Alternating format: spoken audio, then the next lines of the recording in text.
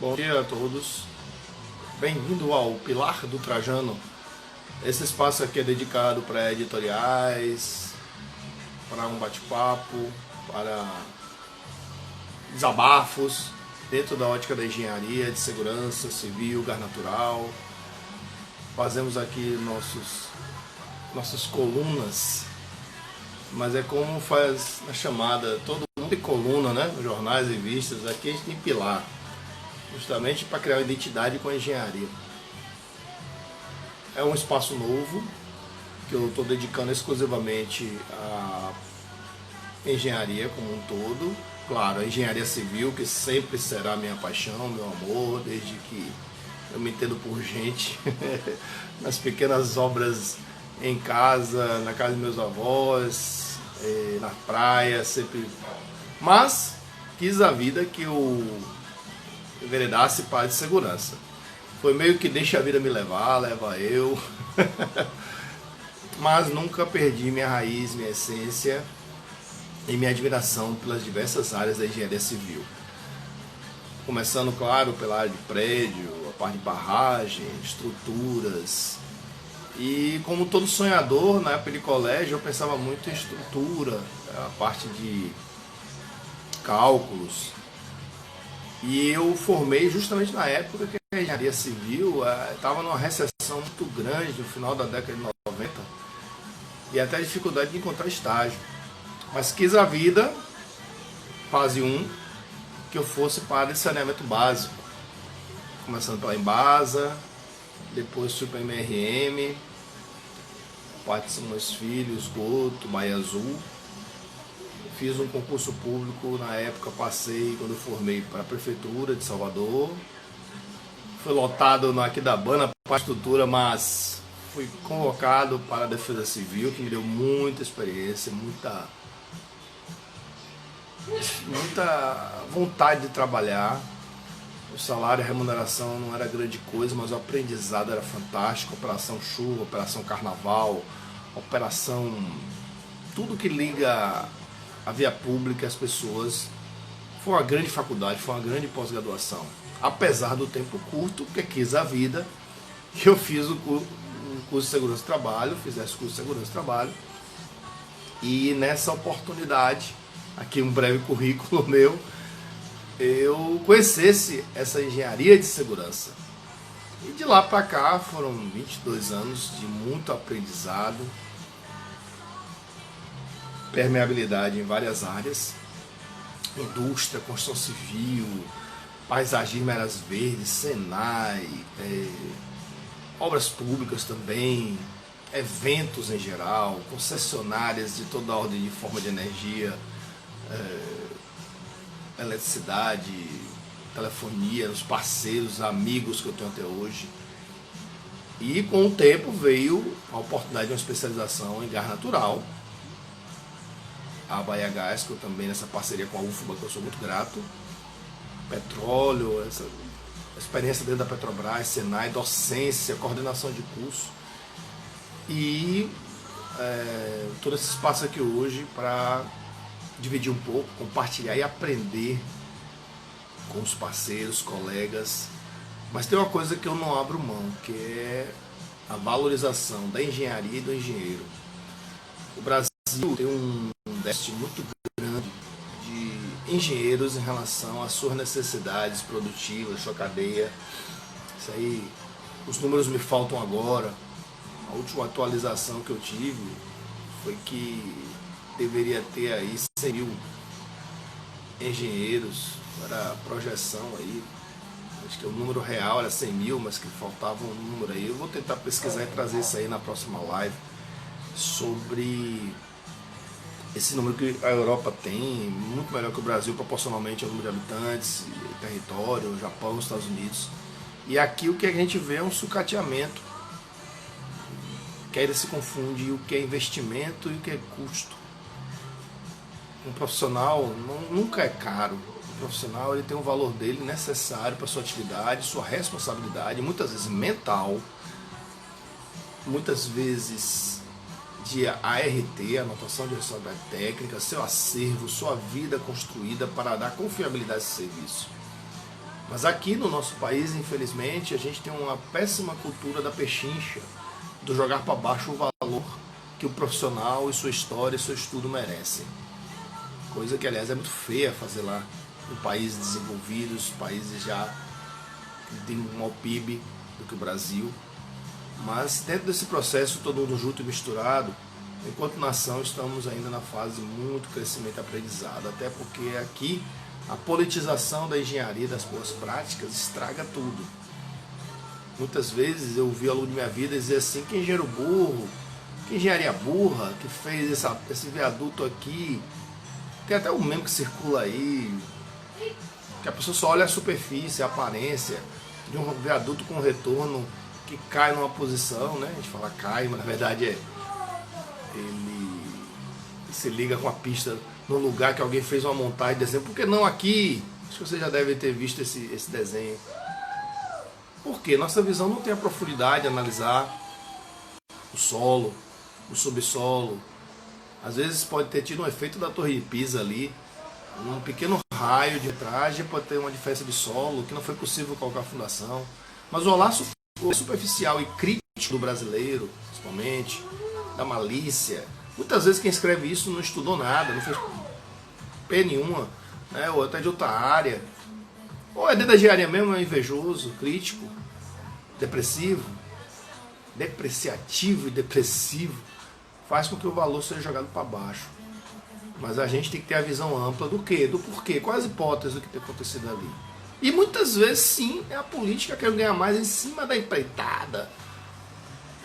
Então a gente tem que valorizar mais as razões. É a mesma coisa que um médico quando erra uma cirurgia e um paciente se complica ou vem mesmo a falecer. É muito fácil julgar, o médico errou, processa ele. Mas ninguém leva em consideração o contorno do médico em termos de profissionais, o entorno das condições que ele trabalha, de ferramentário, de instrumentação cirúrgica, do emocional do médico, se ele estava ali, um plantão atrás do outro. Um advogado, quando erra, porque o advogado tem que defender bandido, porque está na essência do advogado defender qualquer pessoa perante a lei. É um cliente dele, seja defensoria pública ou privada, ele tem que defender. Alguém se posicionou já no lugar de um condutor profissional. Recentemente tivemos um profissional aí, um motorista de ônibus que surtou, saiu batendo em vários ônibus. É maluco, é doido, prende ele. Outro já apareceu com um porrete, mas não sabe o contexto por trás ali do que fez aquele surto. O emocional dele dentro de casa, atrás de casa por trabalho, o estresse. Lidar com pessoas é a atividade mais estressante que existe, e a gente está exposto a isso também enquanto engenheiros. Mas tem os piores aí, assistência social, profissionais de saúde na linha de frente do Covid. Tem profissionais aí, garis, que recentemente teve um caso aqui em Salvador, que foram humilhados por um cidadão que estava passeando, estava circulando na rua e humilhou o gari. E continuou humilhando. Até que um deles não resistiu e deu um empurrão, chega para lá nele. Aí o cara foi lá fazer queixa que foi agredido pelo gari. E olha que o gari estava cheio de colega, parceiro, testemunha. Por que isso, gente? Humilhar os outros. Estamos vivendo agora aí a questão do INSS. Volta, não volta, estrutura. A Associação dos Peritos Médicos está questionando as instalações.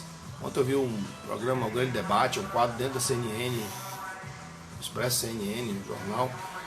E um lado defende uma posição, o outro defende outra. E eu vi o Caio Coppola falar assim, ali tem uma conotação muito política, ideológica, sindical, botando a culpa na estrutura como um todo de anos para não justificar abrir as portas para o pensionista, o segurado, melhor dizendo, né, que todos são pensionistas, tem que estar fazendo avaliação.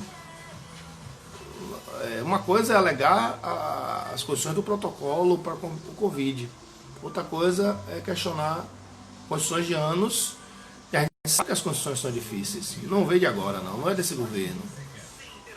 É coisa que se alongou no governo passado, que já tinha no governo antepassado e que veio se complicando por causa do descaso, porque o Brasil ele não leva a sério as questões do pós-trabalho. A gente nunca imagina que vai morrer um dia, que vai se aposentar um dia, que pode precisar de um auxílio de acidente, um auxílio de doença.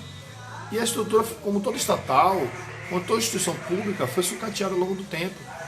E perícia médica, por isso que essa questão de engenharia aqui é abordada dentro da questão de segurança, saúde, não só civil, gás natural, é um espaço aberto para esses debates. A questão da previdência no Brasil, desde a época do INAMPS, para quem pegou, né? Não é de minha época não, já peguei INSS, Previdência, o Ministério da Previdência e Ação Social, o MPAS. Todo esse histórico aí tem que ser observado com carinho, porque se posicionando no lugar do médico, no dia a dia dele, independente de Covid, eles têm até botão de emergência, porque tem gente que surta na frente dele, porque mexe com o psiquismo, mexe com a psique do trabalhador. Ainda mais em tempo de pandemia, fica em casa e outras doenças vêm se agravar e se juntar às pré-existentes, como surtos psicóticos, depressão, síndrome de pânico, que é o que lidera hoje o INSS. Antigamente, 10, 20, 30 anos atrás, eram mutilações, cegueira, surdez. Tem esses ainda, mas hoje a questão maior é de mental. Quando a gente fala mental, entenda-se psicológico, emocional, psíquico, holístico. Então as condições dos médicos realmente são preocupantes, tal, mas não justifica deixar de reabrir nesse momento agora, com os protocolos, porque eu particularmente acho, nesse período de pandemia, que a sociedade está tentando se reerguer economicamente, socialmente. Acho que as greves, os protestos podem ser deixados por um pouco depois. Não aproveitar o momento do Covid, é minha visão, para poder deixar de se posicionar no lugar do outro. Mais de 1 milhão aí de necessitados querendo revisão de suas pensões e pode ser percebido o auxílio ou não, ser deferido ou não, mas tem pessoas que querem se aposentar por merecimento, necessidade, tem outras sem condições de trabalhar, que a gente chama de aposentadoria por invalidez, tem os auxílios doenças que suprem e muito as necessidades das pessoas, tal qual, até melhor do que o próprio auxílio emergencial, que já ajuda muito, auxílio acidente, aposentadoria especial. E o que eu vi no outro debatedor, que tem no currículo lá na formação, o mestre em direito penal, eu senti, do que eu aprendi nesses 22 anos, que o cara não entende nada de direito previdenciário, mas está ali debatendo. O outro é bacharel em direito, também não tem nenhuma formação, mas se colocou melhor em termos de justiça para os aposentados ou pensionistas. O outro analisou com uma linha superficial, apenas com quem quer se aposentar. E previdência não é só isso. Previdência é revalidação de benefícios, chamados os RBPS, que é o regulamento de benefícios da Previdência Social. Mas os médicos estão na sua razão de questionar, sim, condições melhores para trabalhar. Mas se por outro lado, a gente tem que olhar direitos e deveres, tem que olhar os dois lados da moeda. Se o INSS alega que adotando os protocolos os médicos trabalhem, depois vai melhorar aos poucos, situação que foi de décadas, vamos priorizar essas pessoas de vulnerabilidade, gente. Quando a gente fala isso, está na missão, na ética, nos valores do profissional, acima de qualquer coisa que a gente assina e faz juramento.